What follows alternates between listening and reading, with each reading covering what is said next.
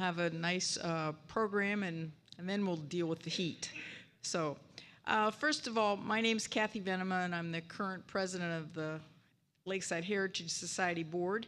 And we want to thank you for your Heritage Day support. Last Sunday afternoon, we had fun out on Walnut Plaza, and we made over $2,700 for the organization, with you buying ice cream and cake and spending lots of money on auctions of cake.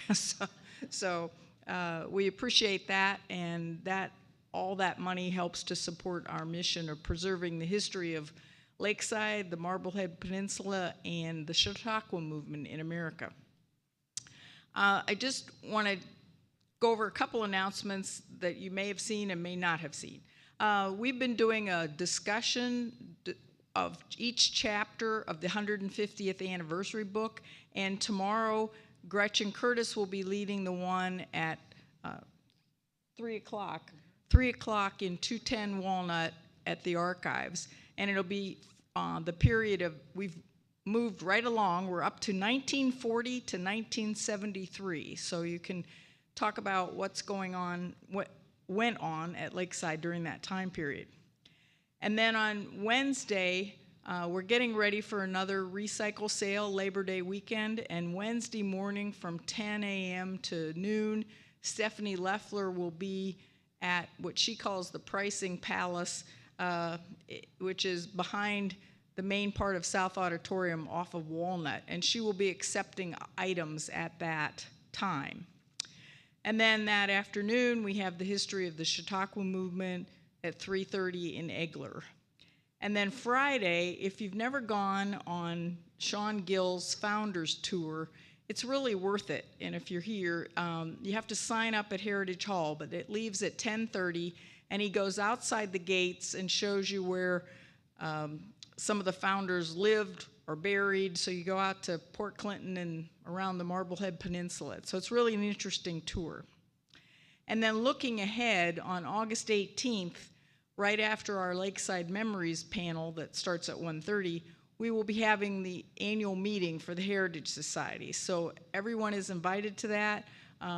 We will be electing officers for the coming year, new board members, and we will be talking about approving the annual budget for fiscal year 24-25, and it'll be an update on what we've been doing in the last year. So we hope you can come. It usually only lasts about a half hour, 45 minutes, so it's not a long meeting. At this time, it is my privilege to introduce one of our hardworking LHS Board of Trustees members, Gretchen Curtis, who will introduce today's speaker. Gretchen?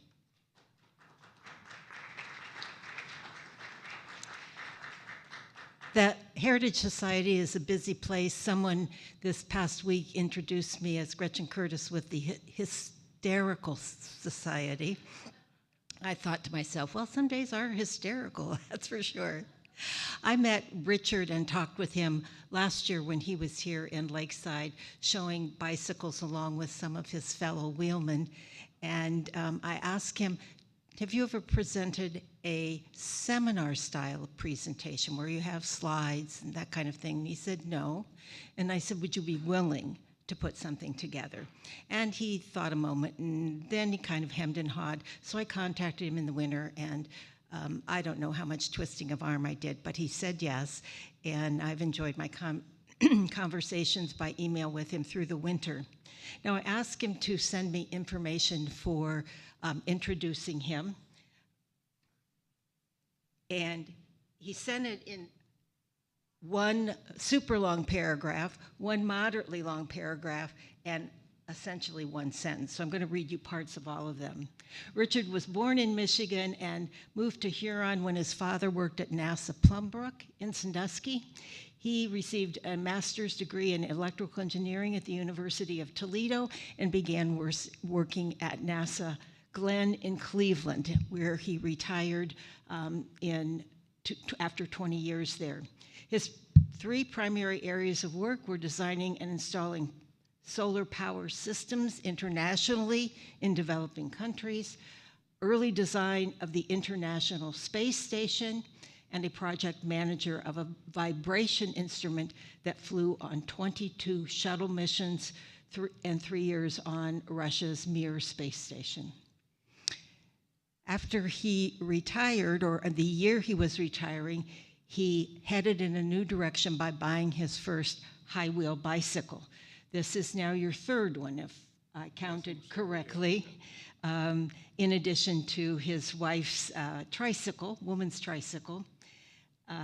Richard enjoys riding and has done a significant amount of touring with his high-wheelers, including riding in several parades, Philadelphia, DC, Detroit, Canton, and riding his bike from his home in Huron to Terre Haute, Indiana, to Wisconsin, and Sedalia, Missouri, sitting on that little seat.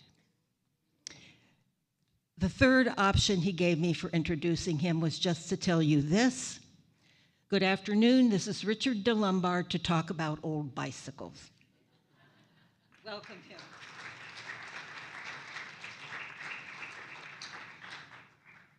Thank you, Gretchen. I'll just squat down. I'll be hysterical. Hopefully I won't break this. There we go. A little better. I'm an electrical engineer, not a mechanical. I guess that has to be real tight. That's better. Sorry about that. Nothing like dropping the microphone that amplifies sound. Thanks, Gretchen.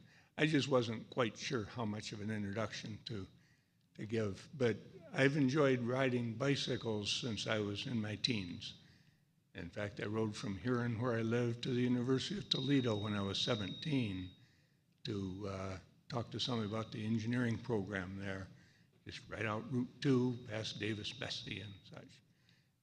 So this was something new. I thought I'd try this kind of bike before it was too late to try it.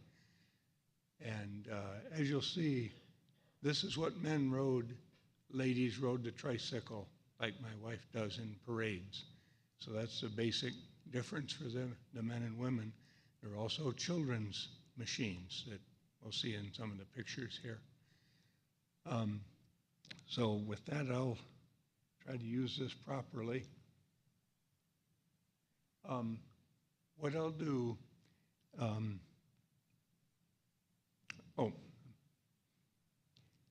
I just have to figure out where I can read and see what.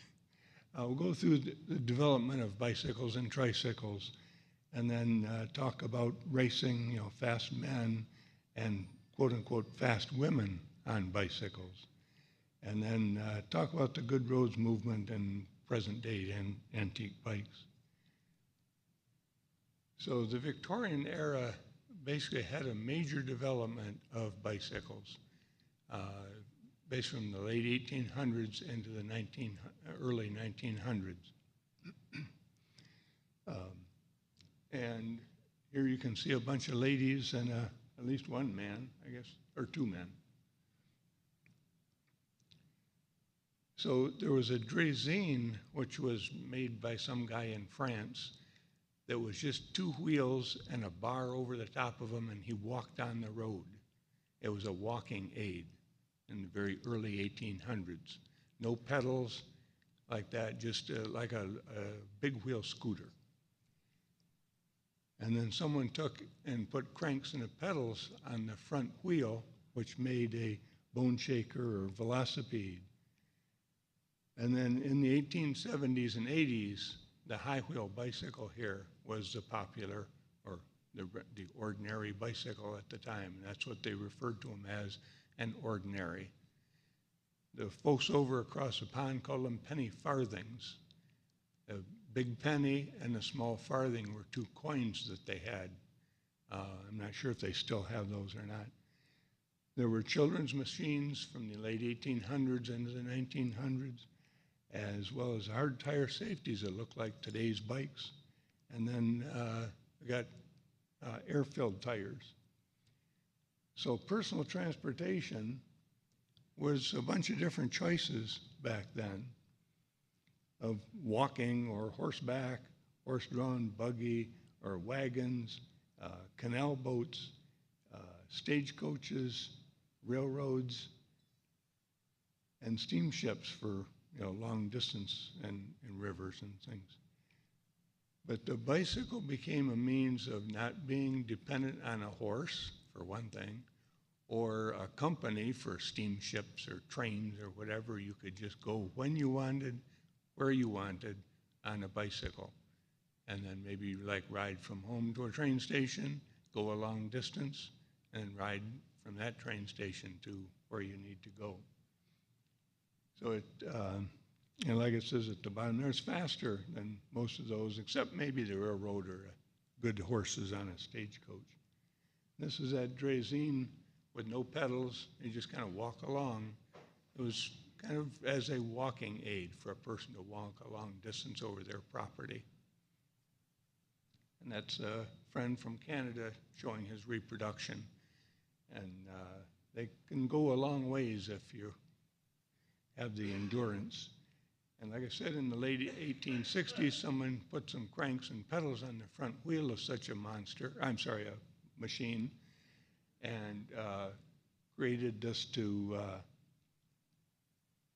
so you can see the pedals on the front wheel there to make it go faster and easier than just walking along. Easier to go up a hill too, I imagine. And you can see these things made out of steel or heavy wood were quite heavy. Along came the high wheel or ordinary or penny farthing. With advances in machinery and making machined parts like sewing machines and other machines at the time, it allowed them to make the pieces parts to make a rather lightweight bicycle like this, or a tricycle like this. When we're over, you're welcome, by the way, to come and look at some of the artifacts I have on the table here, as well as take a close-up look at the bicycles, especially if you can take a look at the chain on the tricycle there. It's quite a heavy piece of work there. So that's a picture of my bike in front of the garage there, ready to take off somewhere. So this was really the first popular bike that became, as I said, ordinary, and men with means. These were like $125, $150 or so back in the day, which was a lot of money back then. I wish they were that cost now, but they're not. But these are men doing a stack where they're holding on the other person's handlebars so it's steady. And you can see the kids, the girls have a tricycle, and I guess the boy does too there in the middle. But there were boys' bicycles in the day. And this is a lady at Sutter Village a couple of years ago riding a tricycle similar to Amy's tricycle. And some of the tricycles illustrate equipment used in bicycles that were incorporated into cars. Many of these tricycles have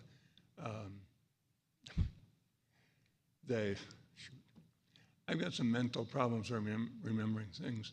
The steering mechanism was used later in cars. Rack and pinion steering was used in bicycles.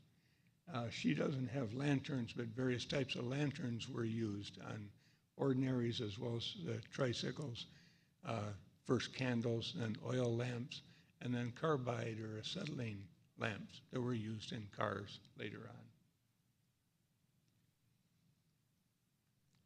And hard tire safety, my high wheel here is 1888. It's a Columbia.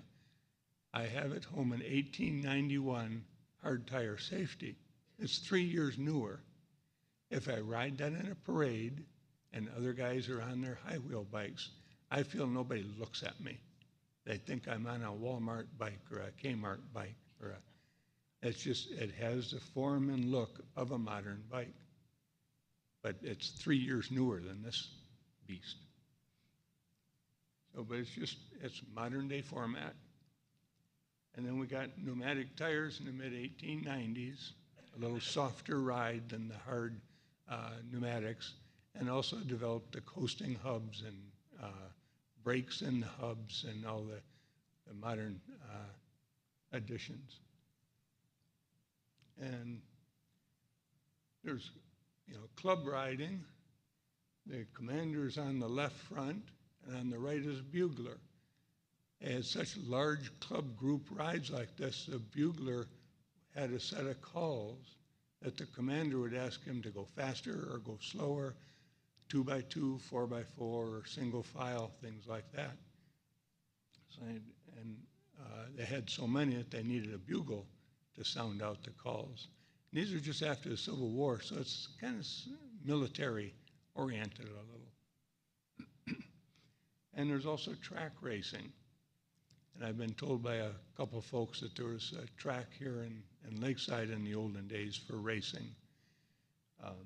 This is a bunch of men in a big oval track, and I don't think any betting was going on with all those people in the stadium there. I'm sure betting was not allowed back then. And you can see the starter's tower there, and I'm guessing that they may have had horse races there at the time too. Did you have a question or just? Yeah. How fast can you actually get going? It was 70 miles an hour driving over here today in the back of my car. My normal speed on this bike with the slightly larger wheels, like 12 or 13 miles an hour on the flat with no headwind or tailwind or thing, for a relaxed ride for a long distance.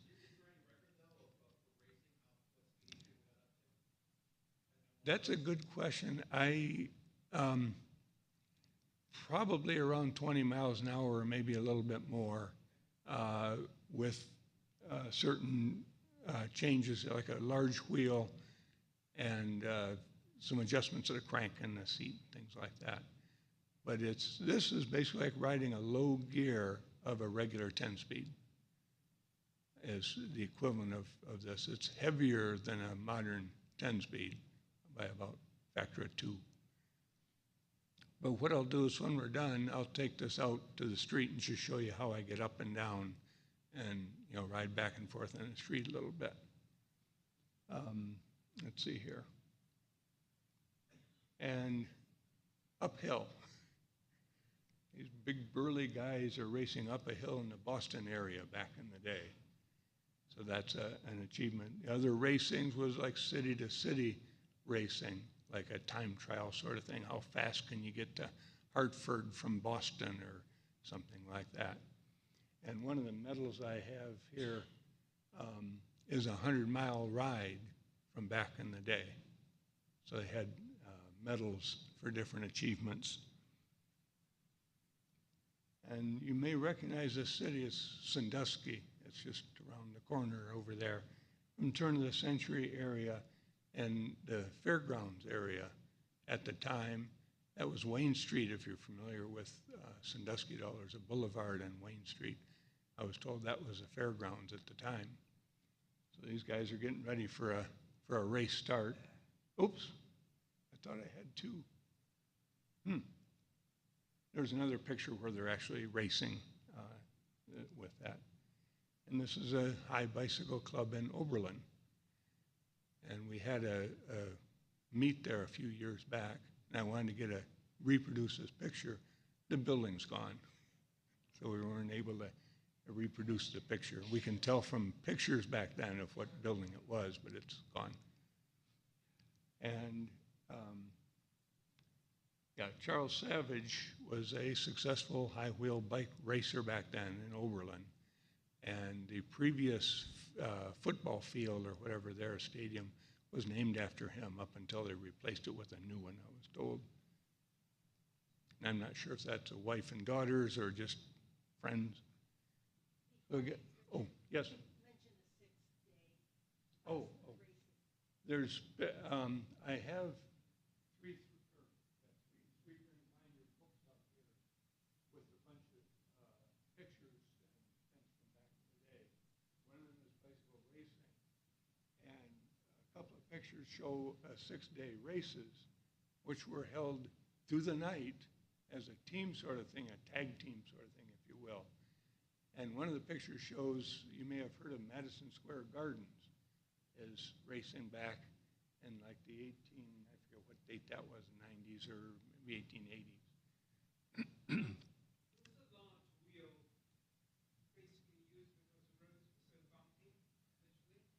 Well, when people ask me, like in a demo or something, why is the wheel so big?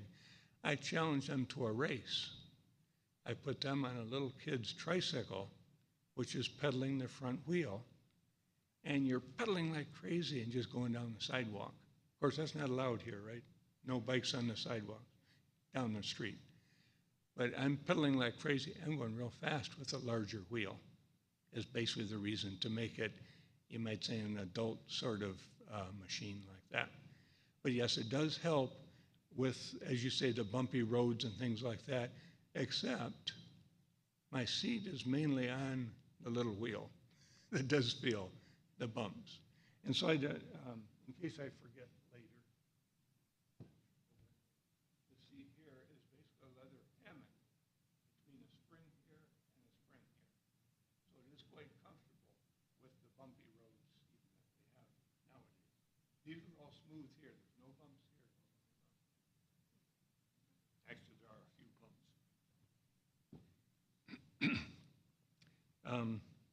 Let's see, this has some charts about women. You can see what our group,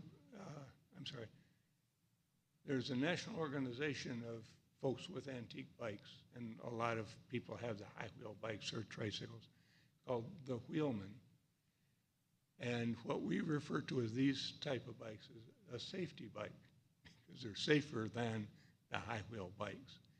And as I'll explain, the safety bikes really allowed the women to become a bit liberated from either society or their man and such. So you can see the ladies here with their safeties in the 1890s. You may have also heard of Susan B. Anthony.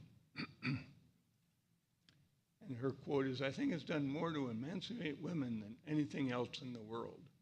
That's saying a lot about a bicycle by someone like her. Gives women a feeling of freedom and self-reliance. She rejoices every time I see a woman ride by on a wheel. I like this, the picture of free, untrammeled womanhood. This is 1896, when these safeties were quite popular with women and allowed them to get out on their own without a man having to be with them. And I like this little stereo picture that I found. And the caption, I'm sorry, my bike's blocking it. She's telling him, "Sew on your own buttons, I'm going for a ride." So she's got her safety bike there, and he's sitting there looking forlorn a bit.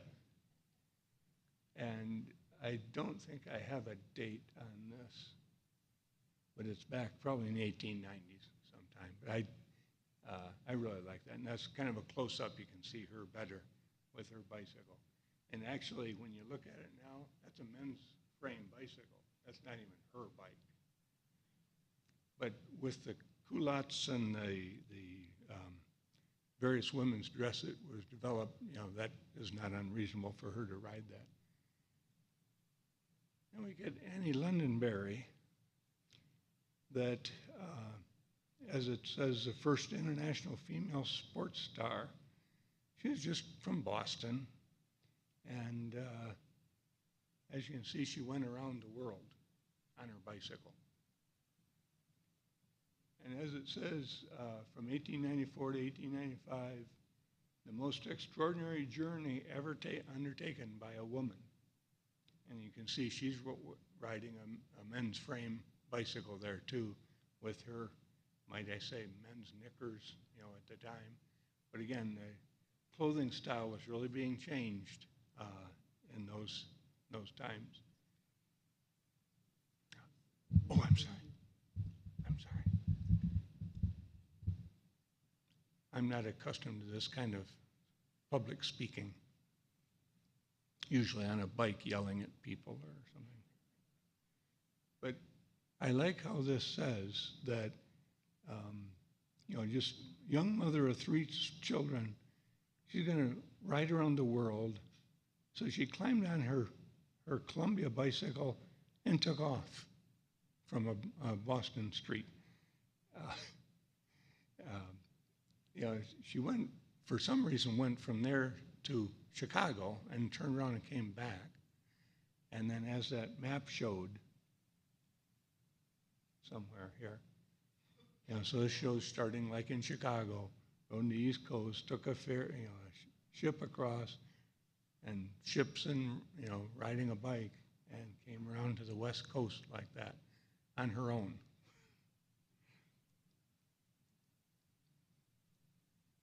And in 1995, she arrived back in Chicago. That's quite a feat for a lady back then. And then Tilly Anderson was a racer, and she, as it says, dominated her competition and got a world championship title in this 1890s kind of time frame. And in my regards, that's a rather risque outfit. When I tell people about the high wheel bicycle and the ladies use the tricycles, I say that if I was of a reputable reputation myself, and I met a woman that dressed like that, I probably wouldn't want to have anything to do with her, because most of them like that would be riding a bicycle in a circus or a road show or something like that. Maybe not the reputation of a world-class, racer like this. But that, to me, is quite risque back in the day. And no, I wasn't around back then. I did not buy this news. This is not mine. And there's even women's track racing. And I think, this one is a French picture, but riding round and round and round in a track. You don't have to ride around the world or something to be famous. First of all, notice in the upper left there, this is a Bellevue Gazette. That still is published now.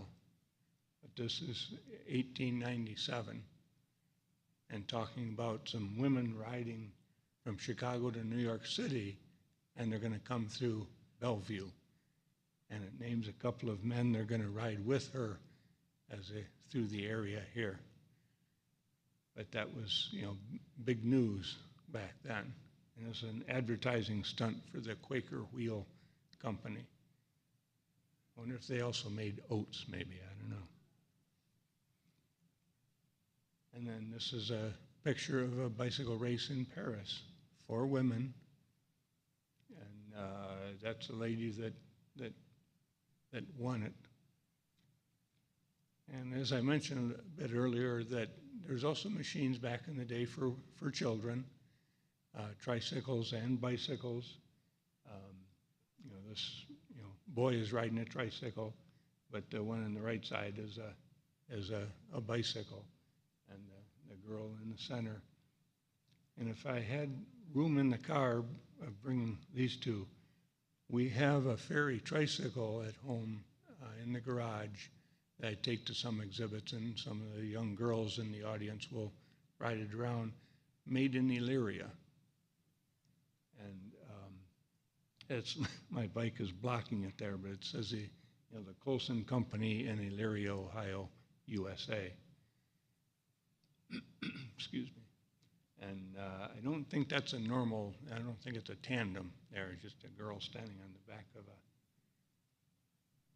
and then here's some other ladies again on their safeties in the 1890s. And this is a little more about the release of the women from being subservient to the men. That's a liberation sort of thing.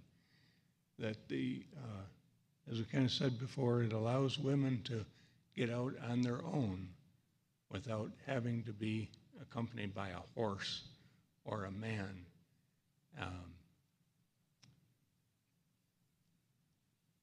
here's a couple ladies out for a ride in the countryside. You know, and their clothing is a lot more liberal and allowing them to ride a bicycle, having a split skirt and the various names that those different dresses came about. And also enable the ladies to get out for education and employment, that they're not beholden to their men to take them out somewhere. And, you know, like I said, can commute with more efficiency than trying to figure out where to park their horse or their buggy or something like that. And by the way, speaking of that, I've heard something recently, people talking about the pollution from the horses in the major cities back in the day. I never really thought about it, but all the horses, like in New York City or Boston, that they had dedicated people out there collecting that and moving it somewhere else. And imagine on a bike like this, where is all that pollution? It's on the wheel. So,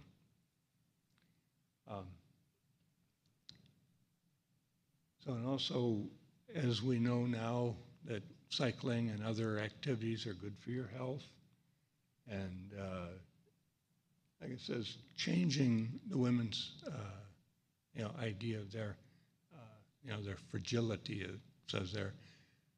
Someone mentioned to me recently that women, like riding this tricycle, would just like ride around a park without exerting themselves very much. Don't want to break a sweat or get tired, that sort of thing. That was a thinking of women back then, that they had to really take it easy. Excuse me. I'm sorry. Oh, okay, thanks. And even cycling clubs for women were developed, and they helped the women, you know, get changes made. And for the suffrage movement, excuse me,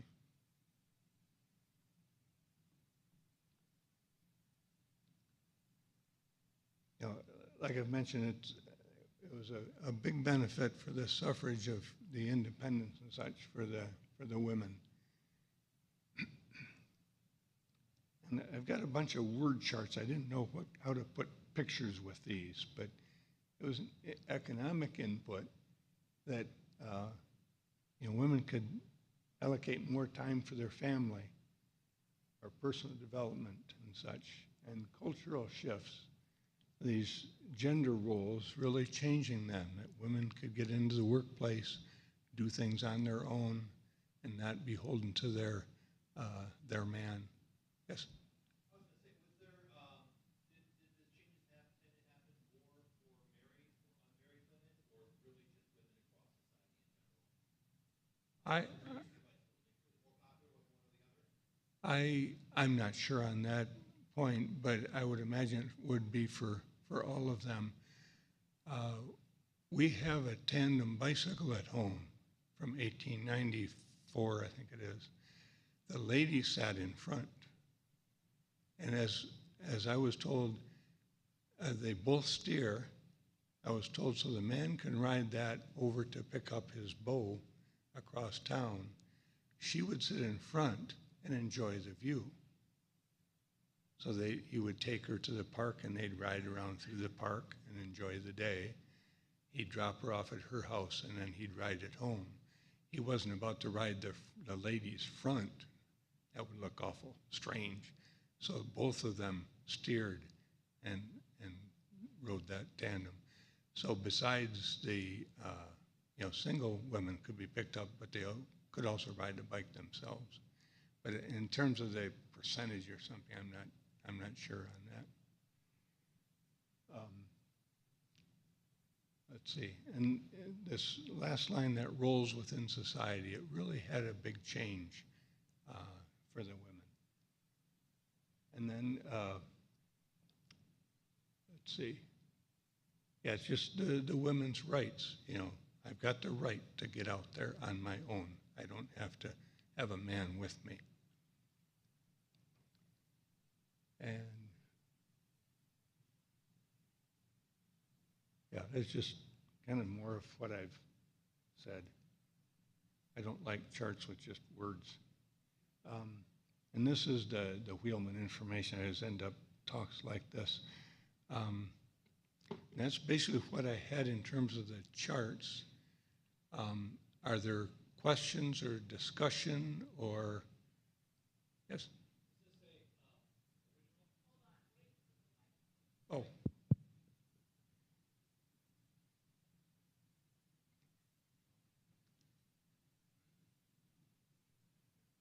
Is this original bike here? Oh, yeah, is this original? Yeah, both of these are original bikes. The tricycle's an 1885 Mascot brand that there's very little information about it. But it has been reconditioned, so it is safe to ride, new rubber and new leather on the seat. And we do have a squishy modern thing to make it comfortable for Amy on the seat there that covers up the somewhat hard leather seat. So that's 1885, and my high wheel is 1888. It's a new model. But this is toward the end of the high wheel era. The high wheels were 1870s and 80s. So this is toward the end. And I think I mentioned I have an 1891 bicycle that's a modern style, smaller wheels, chain drive, seat, and handlebars. It's just 3 years newer than this. It's really the transition time. It's basically about 1890. Are there any reproductions available? Yes.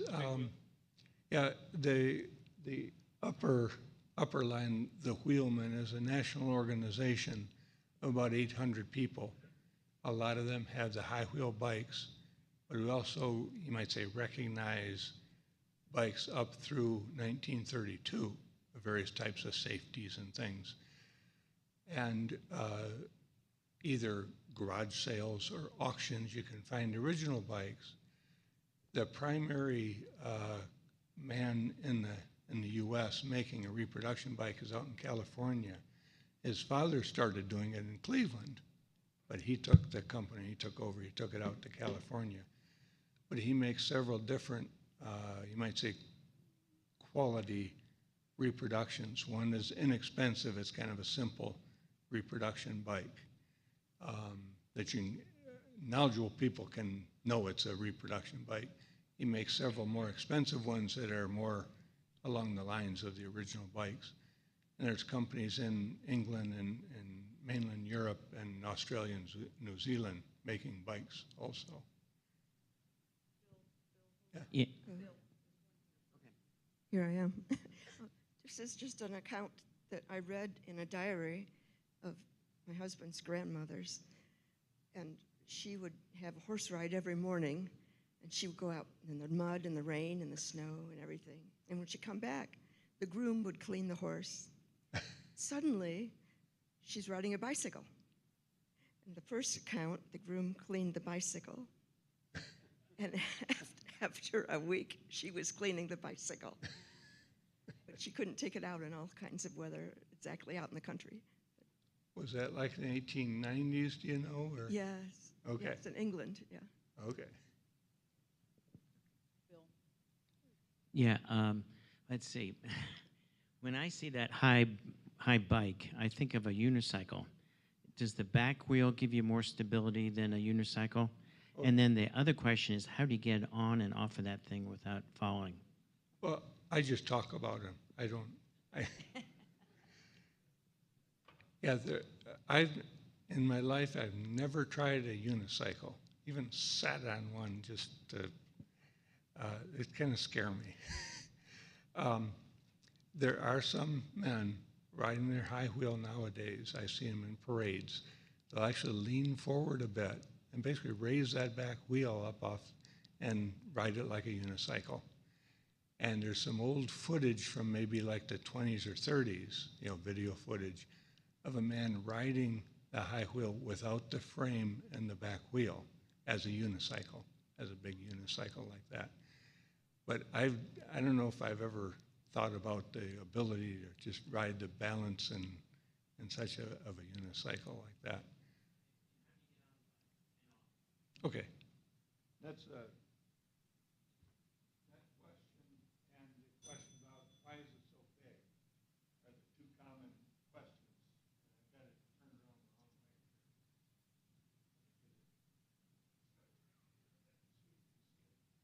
Above the back wheel is step right. This is a modern reflector for safety with a step right here. Richard, wait until Kathy brings you the mic. Oh, I'm sorry. I'm not a loud talker. Sorry. There's a step above the back wheel here that when I start to ride it, I put my left foot there, facing that way, of course. But put my left foot on there and push with my right foot a few times so I have some speed to coast along. What that allows me to do is steer and keep my balance while I'm still, back here. I'm coasting along, and I just casually or gradually get up in the seat like that, and then put my feet on the pedals and pedal away. And let me get out of there, that's better. This is very similar to what you do when you ride a bicycle, a modern bicycle. You just don't think about it once you learn how to ride a bike. You give yourself a push. You put one foot on a pedal, push with the other foot. That's so you can steer and keep your balance as you're coasting. Bring the other foot up to the pedal and start pedaling away. That's basically what I do here. Just I need that coasting speed to keep my balance. So it's just the same thing. There's things that you learn when you're learning how to ride a bike you just don't think about anymore. Like, for instance, all the time you're riding a bike, you're steering and keeping your balance. You just don't think about it once you learn how. How do I stop? I just come to a stop and tip over. No. It's basically the reverse of getting on. I'm sorry. There's no coasting with this. If the bicycle is going forward, the pedals are going around. That's how I get my speed and also how I slow down. I use my legs to resist the pedals to slow down. So I just slow way down, put my left foot back, and hopefully find the peg back there, and then just step down like that. There's what's called an emergency dismount that I probably should practice more often. It's like nowadays, if a car comes out in front of you or a person in a parade runs out in the street to pick up candy, which is a major problem, as emergency dismount is you just basically hop off the back. Again, holding on to the handlebars, just hop off the back to stop quickly like that. But normally it's just slowing up with my feet and putting my foot back there. You mentioned that. Oh, excuse me, Ron. Yeah, you mentioned that the bicycle permitted women a great deal more mobility and independence.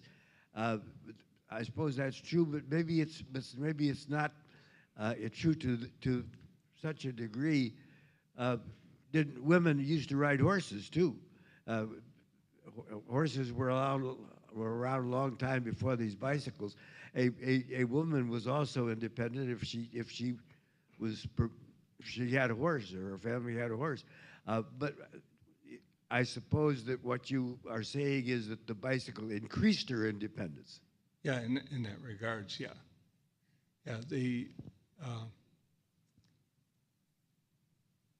I'll have to look at that to see before the bicycles and the women on horse of how, the society aspects. That's a good point. And I don't know if horses were terribly expensive or something that they'd have one. But the bicycle might be a major portion of a man's annual wage at that time. So it was men of principle and means that had the bicycle like this. I was interested in knowing how many people were making these. When you think of the history of the motor car and the motorcycle and stuff, there were all sorts of people all over the place making the early models. Was that true also of the bicycles? Because nowadays we think of maybe 8 or 10 big firms, but it must have. Yes, there were many, many companies started making bicycles, including in the local area. There's a little town called Elmore, almost to Toledo there along Route 51. They made early bicycles, and they made motor cars later and trucks. And they moved their production to Clyde for a while. But in the Elmore Library, there in Elmore is a low bookshelf with an Elmore bicycle sitting up on top of it. In the lobby of the Elmore Library is one of their horseless carriage, their very early cars sitting there in the lobby of the library. And then in Elyria, it went by several names. I had a picture there of the little girl's tricycle. They made a variety of children's machines, bicycles and tricycles under Fay or Colson or I think a few other names. They also made wheelchairs at the time. And that, again, I'm having some memory problems. There's a Cleveland area medical equipment company, some of you may know, that's an offshoot or a grandchild of that Colson Elyria company. I can't remember the name of the company, but it's a major wheelchair company now. It's just a child of that company. Yeah, just follow up. I mean, you haven't mentioned the National Bicycle Museum. Oh, In New Brunswick? Is it, yeah. I've got and I was wondering if you'd recommend it. I know we came across it by accident one time, and wow, what a place. I have a few brochures. I brought them because I have them. I'm not employed by or paid by these. But over south of Lima a ways is a Bicycle Museum of America. They've got 3 stories of bicycle material going from New Bremen. Oh. So New Bremen's just west, about 10 miles west of I-75 in New Bremen, south of Lima. 3 floors going from modern bikes all the way back to this stuff and the Drazine thing before. So it's a very well done museum and kind of close by. Was there another question? Yeah. Oh, okay.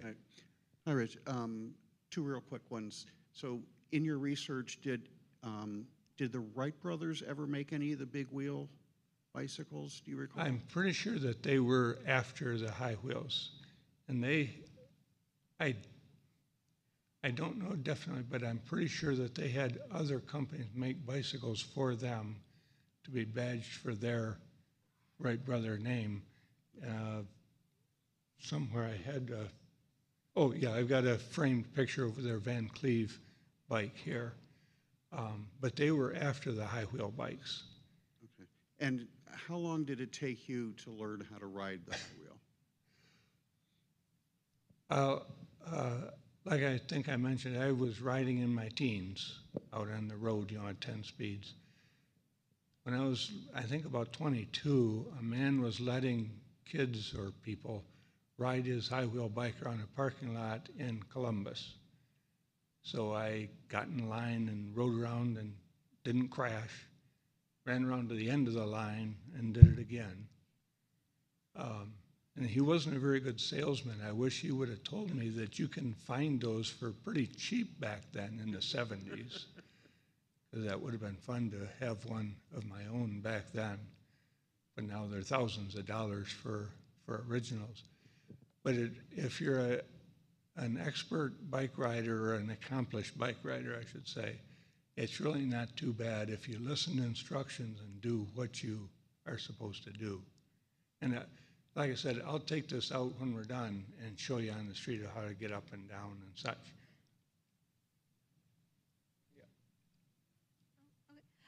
My question is, in your bio, Gretchen mentioned you did a few long distance rides. And I was wondering, was that for a special occasion, and how did you choose your route? This national organization, I guess it's called the Wheelman, is about 800 people around the country, and it is a formal organization or club, and we have an annual meet to elect the commander and the treasurer and do that sort of fun stuff, as well as have meets and games and parades and things like that. So each year a different group or part of the organization decides they'll put on the meet in their area. So next year it'll be in the Baraboo, Wisconsin area, where they have a big circus parade, and a bunch of us will be riding in that parade. This past year was in Cape May, New Jersey, which has a lot of Victorian homes in the city there. Before that, it was up in Greenfield Village a year and a half ago. So it just depends on who wants to put on the effort to have about 100 or 150 people, housed and fed for 4 or 5 days. I've sponsored one in 2018 at Oberlin College, over there in Oberlin, and then in 2012, the one in Findlay, and there's a big wide picture here from that Findlay meet of people. I showed you pictures of people, like 5 or 6 people in a stack where they're holding on to each other's bike. We had 156 people on high wheel bikes and a big wide stack, and there's a picture of that up here. So it's just whoever's willing to go to the effort to put on the show. Oh, to my rides? Oh, okay, I'm sorry. Okay. I bought my first high wheel bike in 2007. In 2009, that annual meet was in Terre Haute, Indiana. So I was still really fresh and new about this, but I've been riding bikes and multi-day rides for a lot of my life. I learned that 3 men were leaving from Georgian Bay, riding through Ontario, taking the ferry to Sandusky, and then riding on to Terre Haute. They were very experienced riders. So I said, can I join you? So I learned a lot in that ride with these 3 guys to riding all the way down to Terre Haute. That was in 2009. 2014, our meet was in the western side of Milwaukee. So a friend in Michigan and I started talking, so we said, hey, let's ride to the meet. So what we're doing, by the way, is kind of reproducing, similar to the clothes and having the bike, reproducing what they did back in the old days. They didn't have a car to stuff the bike in to drive somewhere. They rode to a meet or a race, or to a train station to take a train somewhere and then ride from that train station. So we're kind of reproducing that aspect of things too. So I rode 104 miles to the friend's house past Monroe, Michigan. Him and his daughter joined me, rode to a friend's house in Lansing, and a hotel in Grand Rapids and Muskegon, and took a ferry to Milwaukee and rode through Milwaukee to the meet. Again, kind of reproducing what someone had done. By the way, along the way, almost to Muskegon, we caught up to a guy who started in Toronto. He's a British guy. He flew to Toronto and started riding west. He pokes along, taking pictures, enjoying his ride. He was headed on his 2nd round the world tour. Again, this was 2014. So he joined up with Joff, and he continued past Milwaukee out to the west coast and turned left and down to San Diego and through Middle America down to South America. We also joined up with a mutual friend in Muskegon. A friend showed up from Louisville, Kentucky. She rode her high wheel bike by herself the length of Indiana and up the west coast of Michigan to Muskegon by herself. So we all and a little group took the ferry across to Milwaukee. That was 14. At that meet, by the way, excuse me, at that meet they had a talk by a number of men who've ridden coast to coast on high wheel bikes, either east to west or west to east, that sort of thing. Talked about the challenges and the opportunities and what it took. It was always the men did this back in the day, and the men did it in recent decades, no women. So that gave my friend's daughter the idea, maybe I could be first to be a woman to ride coast to coast. So they started asking around for advice on how to do that. And fortunately, but unfortunately, some mutual friends down in Texas heard about it. They're older and retired. He had ridden real fast by himself. She got wind of it, retired. She took off in the middle of 2016 and rode cross country as the first woman, probably sparked by the younger Amy asking for advice. So Amy had to wait to get time off from work, and she rode coast to coast, San Francisco to Boston, 2 months of riding, 3,300 miles, 1 day off. When they reached Bowling Green, Amy works out in the West Coast. So when they got to Bowling Green, she took a day off so she could visit her grandparents up in Michigan and some friends and all. 1 day off, riding coast to coast on these things. So Amy took me up to Bowling Green that next day with my bike. I showed them how to get to Huron, which was, I think, 70 or 75 miles. Stayed overnight there. I showed them how to get through Cleveland and out the other side. So I rode as part of a transcontinental high-wheel bike ride for 2 days. But they made it to Boston. That was in 16. In 2020, Amy then says, I may have been second, but I was fastest. So in 2020, the COVID, all that stuff, keeping away from people, being outside is okay, being on bicycles is okay. Randy called his daughter, hey, let's ride coast to coast again. But there's no women had done a crisscross. This one was Sault Ste. Marie to Key West. That was only like 2,100 miles is all. And I forget how long that took, but they had fun doing that. So she's the first woman to crisscross the country. Is there a question back? I'm sorry. Okay. Okay. Can you talk about how long the tires last and then what it takes to replace them in cost? Okay. I think probably, I don't know, maybe close to 1,000 miles or so. They do get worn down. I have a sample that you can look at up here. It's a rubber. There is a wire inside a hole in the rubber. It's really this wire. It's pulled real tight, and as you can see here, it's brazed. It's really this wire that holds the rubber to the tire or to the rim. It's not glue or anything like that. It's really this really tight wire inside.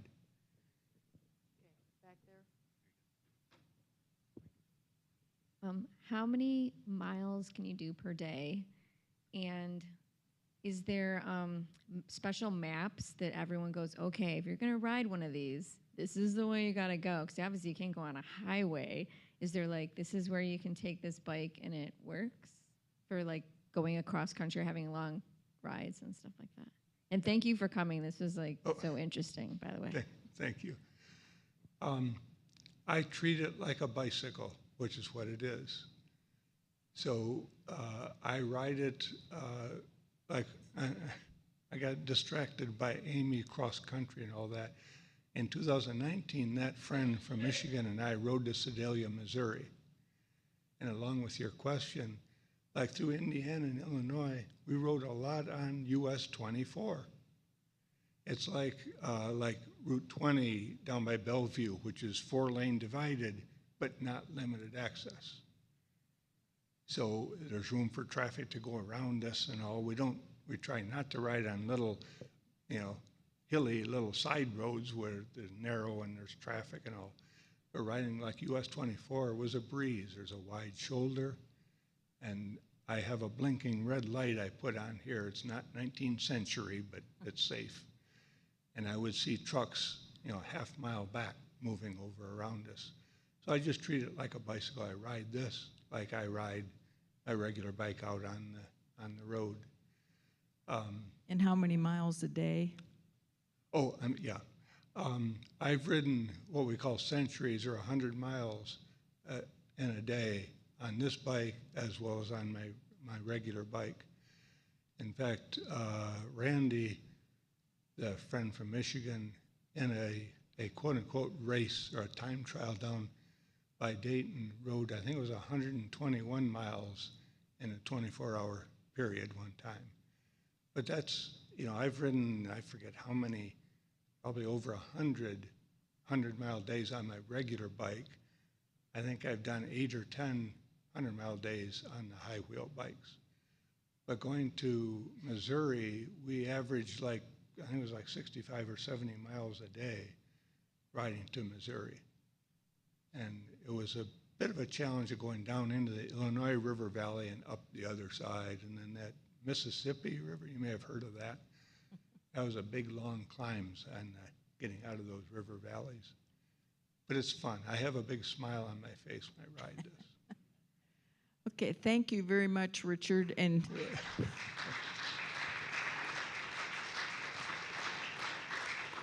he has the materials up front that you can come and look at, and then if those of you who want to see him get on it and ride it can wait just a few minutes, we'll get it outside. I will say that next week, it's a different kind of safety. We're talking about fires in Lakeside. So next week, Phil Dale, who's a Lakesider, will be talking about arson, accidental, or acts of God. And so we'll talk about the fires of Lakeside. But thank you again, Richard. And he mentioned earlier that he now wears a helmet. So when he's in a parade, it shows the children that they should wear their helmets when they ride their bikes. So. Mothers see me with my helmet riding in a parade. I hear them say to their kid, "See, he's wearing a helmet." So just, and let me just, I forgot to show you this. I've got this up here for your inspection.